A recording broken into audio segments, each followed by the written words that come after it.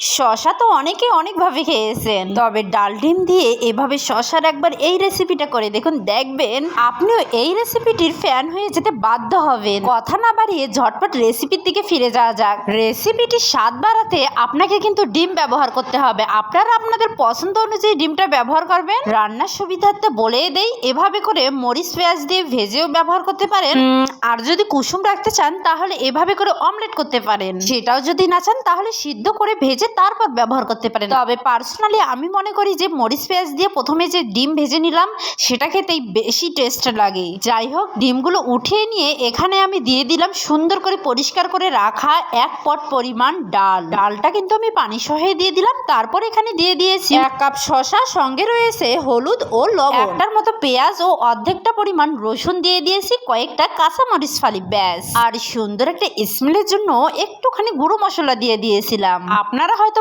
খেয়াল করেছেন আমি এখানে কোনো পরিমাণ তেল ইউজ করিনি। তারপর ঢাকনা দিয়ে ঢেকে সিদ্ধ হতে রেখে দিয়েছিলাম। সিদ্ধটা কিন্তু লো টু মিডিয়াম হিটে করলে খুব দ্রুত সিদ্ধ হয়ে যাবে।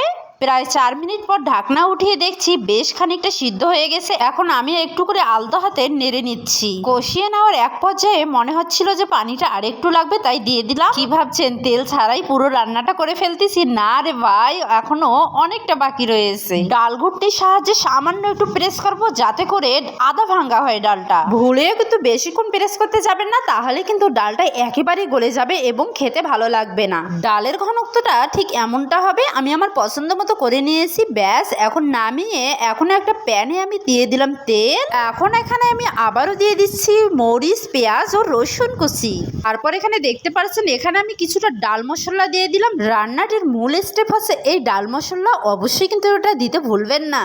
তারপর এখানে খুব ভালোভাবে ভেজে নিয়ে দিয়ে দিলাম আমাদের সেই শসা এবং ডালের মিশ্রণটি। এই বাগার দেওয়ার সময় কি একটা যে স্মেল উঠেছিল সেটা বলার মতো নয়। ব্যাস, তেলে দেওয়ার পরে এখনই আমাদের সেই ভেজে রাখা ডিমগুলো দিয়ে দিতে হবে। আর হ্যাঁ, এই ডিমগুলো এই পর্যায়ে দিলে কি যে একটা টেস্ট হয়, ডিম ভাজার আসল স্বাদ যেন এখানেই লুকিয়ে আছে। তাই আমি রিকমেন্ড করব আপনারা একদিন হলেও এই রেসিপিটা কিন্তু অবশ্যই অবশ্যই খেয়ে দেখবেন। আর হ্যাঁ, রেসিপিটা শুধু দেখলেই হবে না, কিন্তু লাইক কমেন্ট এবং শেয়ার করতে হবে। Jokes part. যাই হোক, ডিম দেওয়ার পর ঢাকনা দিয়ে ঢেকে রেখেছিলাম প্রায় 1 মিনিটের মতো। এই পর্যায়ে যদি আপনাদের হাতের কাছে ধনিয়া পাতা থাকে তাহলে কুচি করে দিতে পারেন, এর স্বাদটা দ্বিগুণ হতে পারে। ব্যাড লাক, আমার কাছে অ্যাভেলেবেল ছিল না ধনিয়া পাতা, তাই আমি জিরা পাউডার দিয়ে দিলাম 1 চামচ পরিমাণ। এখন নেড়ে নামিয়ে নিলেই ব্যাস তৈরি হয়ে যাবে আমাদের অসম্ভব মজা শসা ডালের রেসিপিটি। আপনারা গরম ভাত কিংবা রুটির সঙ্গে সার্ভ করতে পারেন। যাই হোক, আমার এই ভিডিওটি কেমন লাগলো আপনারা অবশ্যই কমেন্ট করে জানাবেন। আল্লাহ হাফিজ, আসসালামু আলাইকুম।